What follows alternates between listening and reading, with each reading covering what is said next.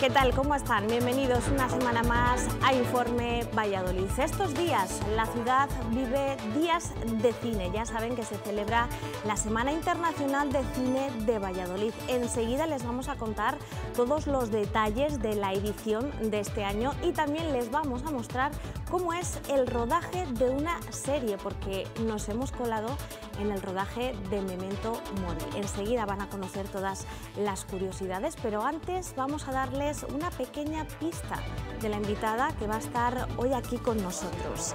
Esta semana se ha celebrado la primera asamblea de la recién creada formación de izquierdas de Valladolid.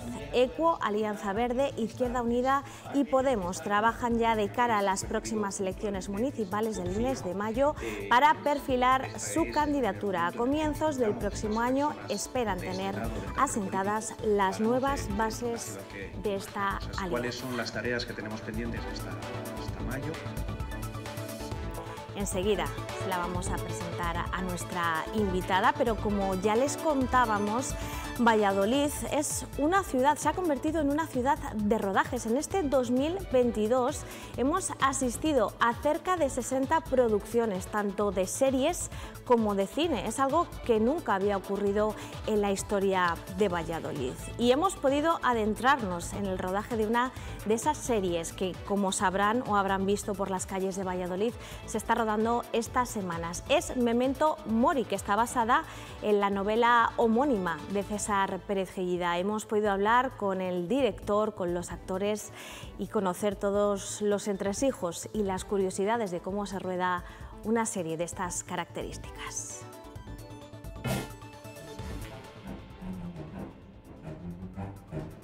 Hay que localizar la novela de César Pérez Gellida, de Memento Mori, y luego pues ver que tienen posibilidades de adaptación, y una vez que se comprueba, pues luego viene un proceso muy largo, muy lento, de primero hablar con el autor, al fin y al cabo es su criatura, y ver cómo vamos a traspasar ese código literario a un código audiovisual, ¿no? Hacer una serie, ¿no?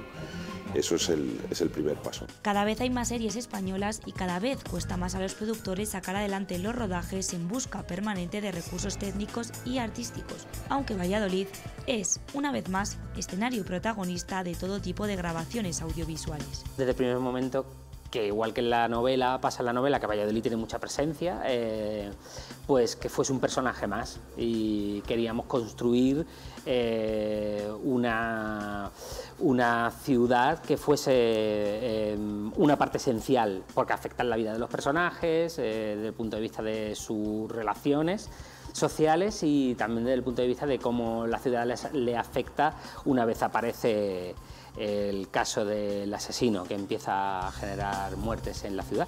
Pero ¿cómo es rodar en estas calles? Hay zonas, pues, bueno, el color, por ejemplo, de los edificios herrerianos nos ayuda, el ladrillo, toda la parte más de ladrillo, aunque es rojo, pero bueno, es un rojo que ayuda a eso. En ese sentido, pues bueno, nos encontramos un sitio que precisamente nos reforzaba la idea que queríamos transmitir.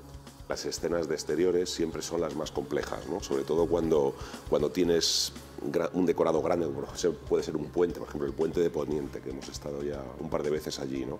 Siempre esas escenas son más complejas. Desgraciadamente tienes que cortar el tráfico durante muchas horas, con los trastornos que origina y que ocasiona, pero es que es verdad que luego que el valor de producción que se consigue con ese tipo de secuencias es maravilloso. El Parque Ribera de Castilla, ¿no?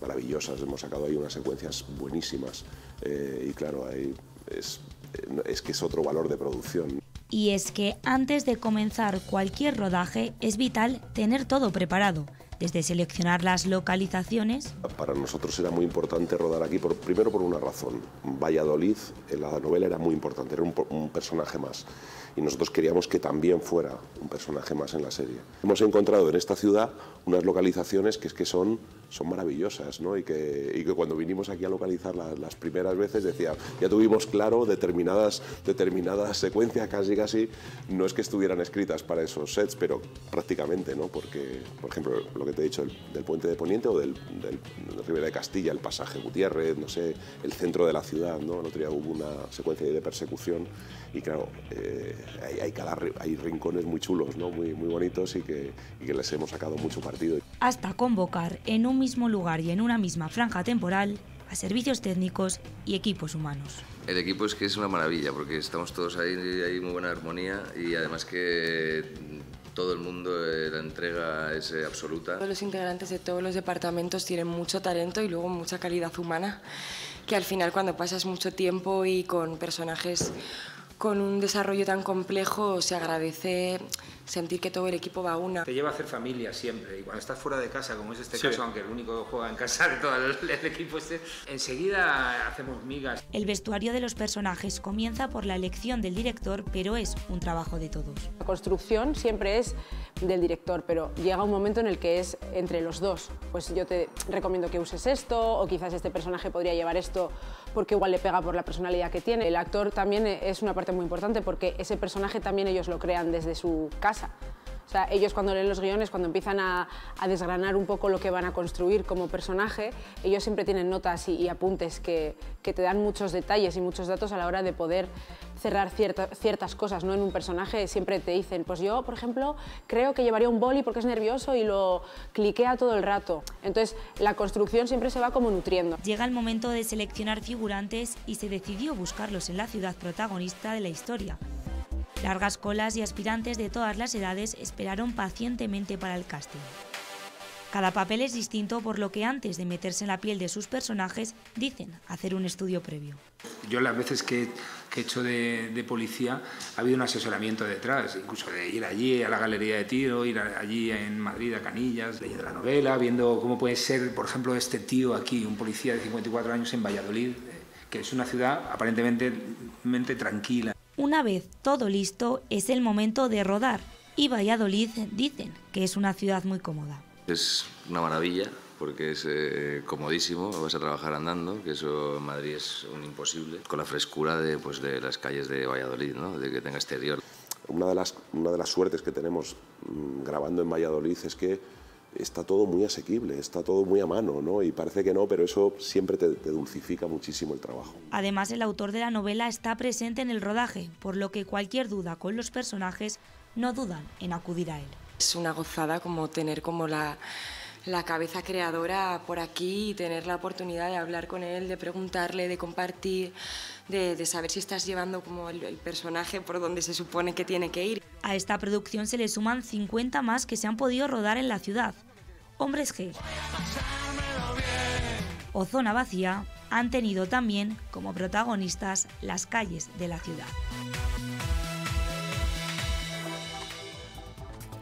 La alfombra verde de Seminci ya se ha desplegado en la ciudad. Arranca una nueva edición de la Semana Internacional de Cine de Valladolid. En los próximos días vamos a poder ver 275 películas y también, por supuesto, a grandes rostros del cine y de la gran pantalla. El director del festival, Javier Angulo, cumple 15 años al frente de esta labor y también ha querido hacer balance.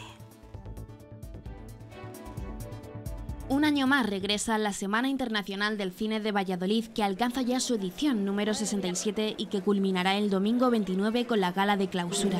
Una semana en la que se proyectarán 275 películas del mejor cine de autor de entre los más de 3.600 films perseguidos desde noviembre de 2021. Hay un dato además que nos hace estar muy esperanzadores con la selección, puesto que de todas las 18 películas, 7 van a representar a sus países en el Oscar a la mejor película de habla no inglesa. Esto es una búsqueda del mejor cine a lo largo de todo el año. Lo que pasa es que cuando tú llegas a acuerdos de una película para que venga aquí, luego pasa por festivales muy gordos y acaba ganando premios.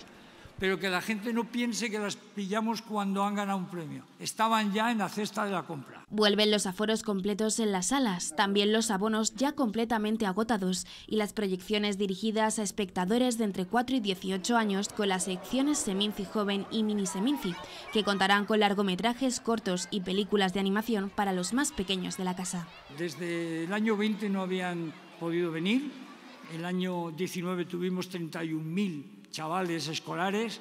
Este año espero que rompamos esa cifra por lo alto. Se trata de un momento en el que Javier Angulo ha cumplido su quincena de edad al frente de la dirección de la Seminci. Por ello, ha querido hacer balance de este periodo, aunque sin confirmar por el momento si esta edición marca un punto y final al frente de este festival. Yo me he planteado que me parece que es un buen momento para decir cómo han cambiado las cosas en 15 años. Yo creo que en estos 15 años han cambiado mucho. Yo me he dedicado plenamente con todo mi entusiasmo y energía al festival. Creo que he conseguido, levantarlo de nuevo y situarlo donde merece estar. Irlanda es el país invitado, con presencia en el jurado internacional, que contará con la actriz irlandesa Kate O'Toole, hija del actor Peter O'Toole, y Jim Sheridan, cineasta también irlandés, recibirá una de las espigas de honor. Otros premiados destacados con este galardón son Victoria Abril, Antonio Resines y Fernando Colomo. Que han hecho de la comedia española un género digno, que no se suele tener muy en cuenta en los festivales. ¿Se va a ver todo en online? Pues no, todo no, pero una gran parte del cine que programamos se va a ver online a través de la plataforma Filmin. No van a ser las películas de estreno en sección oficial, puesto que las distribuidoras se las guardan. En la sección oficial competirán a concurso 18 películas, 7 de ellas dirigidas por mujeres y 8 primeros o segundos trabajos de sus directores en esta categoría. España participa con No mires a los ojos, protagonizada por Paco León. En los últimos 10 años hemos abierto con una película española y este año no es una excepción, de un director, yo diría exquisito, que es Félix Vizcarret, que ha logrado para mí, sin ninguna duda, la primera película que veo yo bien hecha sobre un libro de Juan José Millás. También es la edición de los homenajes, el primero a José Luis López Vázquez por el centenario de su nacimiento, con la proyección de un documental dirigido por su hijo. Y un libro que es la reedición de un libro que en su día publicó Seminci y les hemos dejado los derechos para reproducirlo. También es un guiño a la comedia. Otro homenajeado será Vigas Luna por el 30 aniversario de su película Jamón Jamón, con una exposición organizada por la viuda y la hija del director que ya puede visitarse en la Sala de las Francesas. Los testículos del toro que tira Moyá, los jamones con los que se peleaban Moyá y Javier Bardem, la moto de Javier Bardem, los calzoncillos Sansón de Bardem, el vestido rojo de Penélope Cruz, toda clase de elementos, guiones, contratos de la película, imágenes de escenas, referencias pictóricas y grandes murales con fotos inéditas de Vigas Luna. Luego va a itinerar la exposición a Zaragoza en diciembre, irá probablemente a Madrid, estamos negociando en enero, febrero, y cerraría en Málaga, en el Festival de Málaga. Una buena oportunidad para que los dos actores protagonistas del film hubieran pisado la alfombra verde. Hemos estado detrás de Penélope Cruz y Bardem, pues yo qué sé, un año detrás. Para que es gente que tiene un programa muy especial, van a muy pocos sitios y normalmente ellos además tienen unas campañas de publicidad. En el caso de Penélope Cruz tiene campañas con grandes marcas que me da la impresión de que no le permiten ir más que a grandes eventos internacionales. Bueno, ellos dicen que aman a Vigas Luna, pero bueno, esta hubiera sido una buena oportunidad para demostrarlo. Una semana que brinda la oportunidad de sumergirse en un cine con auténtico trasfondo y que ha supuesto una inversión aproximada de 3 millones de euros, de los cuales el Ayuntamiento de la capital aporta en torno al 90% del montante. Les contábamos al inicio que se ha celebrado esta semana una asamblea con la nueva alianza de las fuerzas de izquierdas que hay en Valladolid y que están postulando su candidatura de cara a las próximas elecciones municipales. Para hablar de todo ello, hoy nos acompaña la que es actualmente portavoz del Grupo Municipal Valladolid Toma la Palabra en el Ayuntamiento de Valladolid, María Sánchez. Hola. Bienvenida, gracias por acompañarnos. También concejala de Medio Ambiente del Consistorio vallisoletano. Eso es, encantada de estar aquí. ¿Qué nos puede contar de la asamblea celebrada ayer? ¿Se llegó a alguna conclusión? ¿Se ha dado algún paso importante? Pues bien, la asamblea yo creo que fue muy ilusionante. En la zona sur pues estuvimos prácticamente 100 personas. 100 personas que yo creo que consideramos que tenemos que seguir con el cambio de rumbo que inició Valladolid en el año 2015, cuando llegamos al gobierno, concretamente Valladolid Toma la Palabra, plataforma municipalista integrada por Izquierda Unida, ECO y personas a título individual, y que ahora evidentemente tiene vocación con encontrarse con mucha más gente, con fuerzas políticas que pensamos en lo común, en lo más básico igual, y que consideramos que, bueno, que es un error no concurrir juntas a las elecciones municipales, ya que es más lo que nos une que lo que nos separa. Entonces fue un proceso muy ilusionante, fue, por así decirlo, la primera asamblea que hemos tenido conjuntamente, y de ahí salió volvernos a reunir dentro de un mes, pero con tareas, con grupos de trabajo, sobre todo relativos al programa electoral, algo muy importante del diagnóstico de Valladolid, de lo que hemos conseguido desde este gobierno de coalición, pero también por lo que queda por hacer, ¿no? Hacia dónde queremos caminar. Y es uno de los deberes que tenemos antes de volvernos a ver las caras. Mucha gente se pregunta qué va a ocurrir con el código ético, ¿no? Si se va a poder modificar para que los actuales concejales, Manuel Sarabia, Alberto Bustos y usted, María Sánchez, puedan volver a concurrir o a presentarse a las listas de esta nueva alianza de cara a las próximas elecciones. En primer lugar, tengo que decir que, bueno, pues estamos muy halagados porque que haya este debate ciudadano también. Creemos que, bueno, pues viene también por la importancia que ha tenido Valladolid Toma la Palabra y nuestras concejalías y nuestro hacer en el gobierno municipal, en este cambio de rumbo del que hablaba desde el año 2015. Bien es cierto que todavía no es el momento en el que se haya planteado, por así decirlo, es un debate un poco externo, todavía no se ha hablado en ninguna asamblea, no obstante nosotros tenemos en la cabeza, evidentemente a día de hoy, que el guión es que nosotros salgamos de la política municipal en mayo del año que viene. Y bueno, veremos, porque el camino está por andar, pero esa es nuestra intención, ¿no? En mayo del año que viene salir de la política municipal. Es cierto que hay ese debate ciudadano, está en la calle, evidentemente. Creo que entendemos, ¿no?, que tanto los medios de comunicación como gran parte de la ciudadanía entienda que las caras visibles, ¿no?, los liderazgos, las candidaturas son muy importantes, pero nosotros estamos predicando, ¿no?, con lo que sabemos hacer, que primero es hacer el programa electoral, marcar unos pasos y luego se verán las candidaturas. Me imagino que habrá tenido esta conversación con sus socios de gobierno en el Ayuntamiento de Valladolid. Hace unos días, precisamente, el alcalde Óscar Puente se refería a esto que nos está comentando y quiero que lo escuche, que lo vea. La renovación en política se debe hacer fundamentada en el desgaste, en el descrédito, en la pérdida de llegada a los ciudadanos, en la desilusión. Yo no veo nada de eso en ninguno de los concejales que forman parte del gobierno de la ciudad y, por tanto, en fin, no creo que sea lo más inteligente. Ellos tendrán que decidir, su formación tendrá que decidir y sabrá si se puede permitir el lujo de prescindir de activos que están en plena forma. Eso es lo que creo. Lo cierto, María, es que el alcalde de Valladolid y ustedes, la formación de Toma la Palabra, esa alianza de gobierno, siempre han dicho que trabajaban muy bien, que estaban muy a gustos y que no les importaría volver a repetir, ¿no?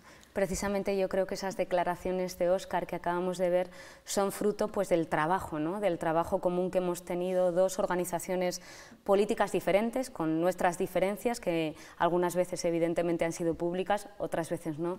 Los debates yo creo que tienen que ser en las juntas de gobierno en la mayoría de las ocasiones, porque así se avanza, y creo que tanto el Partido Socialista como Valladolid Toma la Palabra en este caso teníamos muy claro lo que veníamos a dar el relevo, ¿no? Son 20 años de mayorías absolutas del Partido Popular, se nos pidió cambio y nosotros creo que hemos querido y hemos sabido estar a la altura de las circunstancias. También sé que Óscar no tiene ninguna intención de, por así decirlo, inmiscuirse en las decisiones internas de incluso sus socios de gobierno y, por tanto, es una opinión que yo lo veo desde, por así decirlo, el fruto de trabajo de estos años. No obstante, nosotros tenemos que seguir por nuestro camino. Como digo, primero estamos intentando consolidar este espacio amplio de izquierdas, entendemos que es muy importante.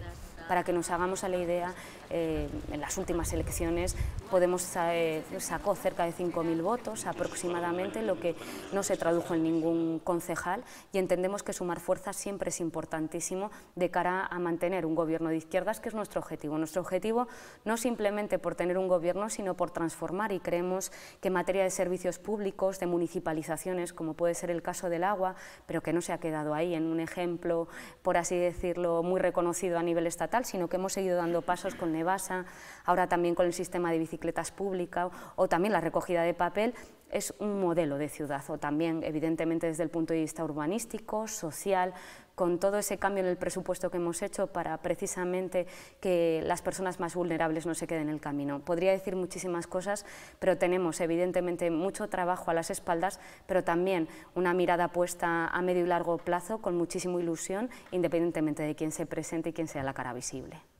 Ante lo que nos está contando María, yo tengo dos preguntas. Primero, ¿no cree que les queda mucho por hacer todavía en ese proyecto, en ese cambio de ciudad que quieren hacer? Y segundo, ¿creen que puede perjudicar a la alianza de cara a las próximas elecciones que los candidatos sean rostros no conocidos? Yo creo que desde luego nos queda muchísimo por hacer, Ana. Yo creo que a tu pregunta es un sí claro, independientemente, como digo, quién esté al frente.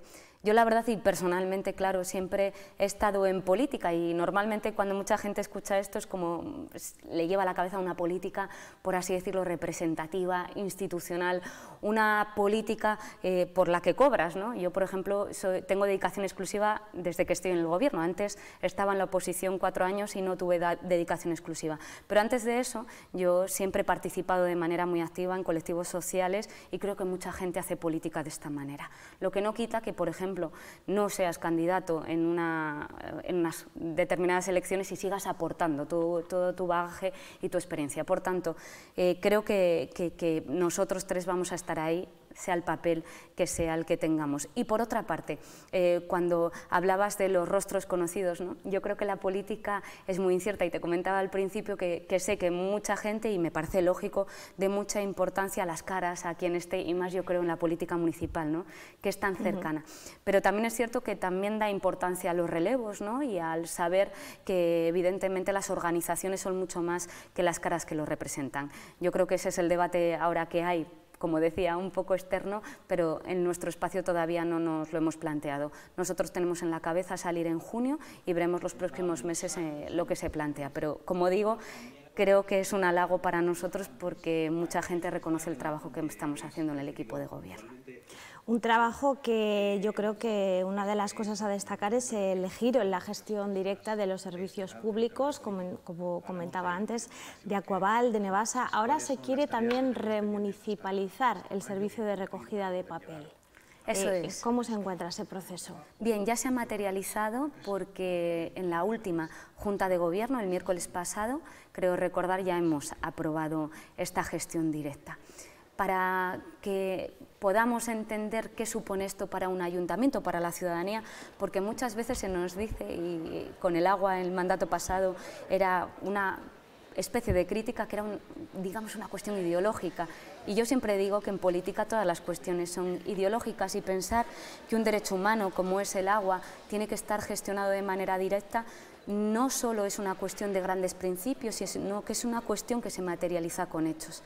Y así, después de 5 años de andadura, con Aquaval podemos ver que lo que recaudamos por lo que pagamos por el precio del agua va para invertir en la red y hacer mejoras. Cuando nos encontramos el servicio privatizado durante 20 años, vimos que había un déficit de inversión de unos 96 millones de euros en estos 20 años y ahora tenemos un ritmo de inversión aproximadamente de 10 millones para mejorar esa red. Los datos están ahí y yo creo que se demuestra que cuando es posible la gestión pública es más eficaz. Y con el caso del papel pues es la misma situación, lo lleva un compañero mío, Alberto Palomino, pero se entendió como una oportunidad que una vez terminado el contrato la gestión podía ser directa, los trabajadores podrían ser subrogados y podían ser subrogados por el Ayuntamiento de Valladolid, intentar mejorar el servicio desde esa gestión pública. Yo creo que hay que estudiar todos los casos, no todos los casos son iguales, no es una cuestión solo ideológica y de principios, sino también de eficiencia, ¿no? Y que es lo mejor para los ciudadanos y para la ciudad de Valladolid. Hablando de eficiencia, queda mucho todavía, ¿no?, por hacer cumplir la normativa del cambio climático, de poner en marcha esa zona de bajas emisiones.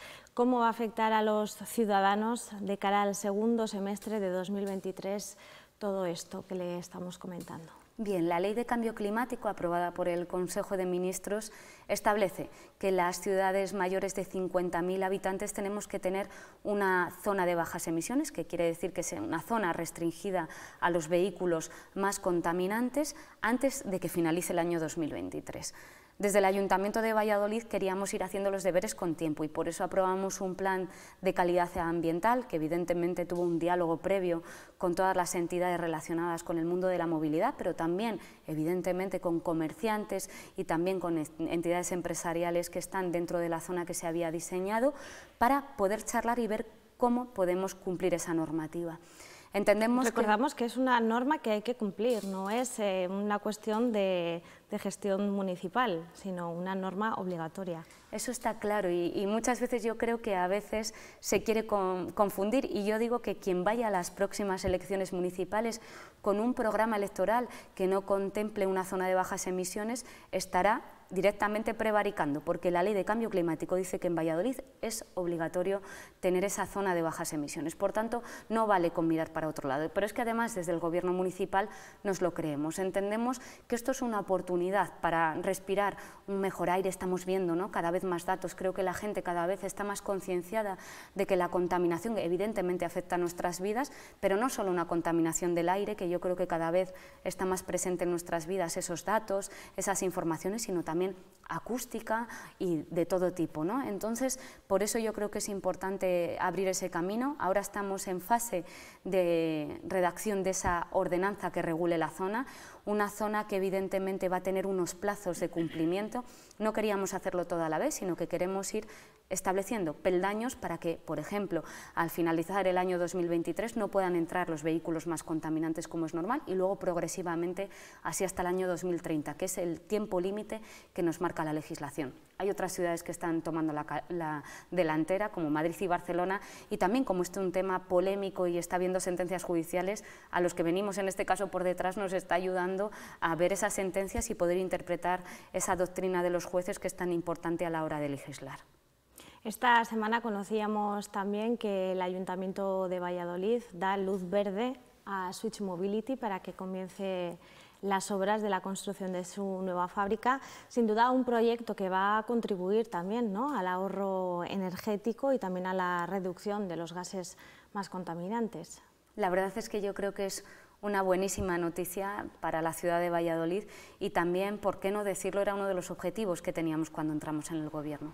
Aparte de las cuestiones sociales, medioambientales, evidentemente de vivienda, ¿no?, de derechos, ¿no?, como hemos multiplicado también ese parque público de vivienda de alquiler social, entendíamos que la atracción de empresas a nuestra ciudad era importantísima porque estamos viendo cómo la despoblación en Castilla y León y también en Valladolid, a pesar de ser la ciudad más grande, ha sido una constante en los últimos años. Yo que tengo 41 años he visto como muchos amigos míos y amigas mías de mi entorno, una vez que se han licenciado o que han terminado sus estudios, han tenido que irse a ciudades como Madrid u otras a buscar oportunidades, incluso a otros países. Creo que este tipo de oportunidades, estas empresas, como bien decías, marcan el camino de la descarbonización de las ciudades por el tipo de elementos que van a construir, que van a fabricar, pero además implantan talento en nuestro territorio. Por tanto, yo creo que ojalá vaya todo fenomenal como parece y vamos a seguir trabajando en ello, por agilizar trámites y por intentar que el futuro esté también en nuestra ciudad. No lo sabemos aún, María Sánchez, pero si esta fuese su última legislatura, ¿qué le gustaría haber hecho en Valladolid? Pues finalizado, ¿qué proyecto? Sí, disculpa Ana, la verdad es que es muy difícil cuando ves que faltan solo 8 meses, ¿no? Y llevas ya 7 años prácticamente en un gobierno, pero tenías tantos deberes y tienes tantos deberes y tantas ganas de seguir avanzando que, bueno, pues la zona de bajas emisiones que decías para mi concejalía, vamos, es un reto importantísimo, estar a la altura de las circunstancias, dialogar con todo el mundo, porque si algo se aprende en política y encima cuando estás en un gobierno de coalición es intentar y saber llegar a acuerdos con gente que no piensa como tú y desde luego que lo ves muy ampliado a sectores amplios de la sociedad, pero tenemos mucho camino que recorrer y la implantación de estas fábricas, también desde el punto de vista social, pues hacer una apuesta muy importante en los próximos presupuestos como estamos haciendo para, como digo, nadie se quede en el camino y que la igualdad sea una norma fundamental en Valladolid y caminar por esa senda. Queda muchísimo por hacer y por eso es tan difícil resumirlo. Pues muchísimas gracias, María Sánchez, portavoz del Grupo Municipal Valladolid Toma la Palabra en el Ayuntamiento de Valladolid, concejala de Medio Ambiente. Gracias por habernos acompañado y espero que pueda contarnos más noticias más adelante acerca de los pasos que se siguen dando en esa nueva alianza. Muchas gracias por contar con nosotros, como siempre. Y a ustedes también darles las gracias por acompañarnos una semana más. Aquí nos despedimos. Les veo la próxima semana en un nuevo capítulo de Informe Valladolid. Gracias.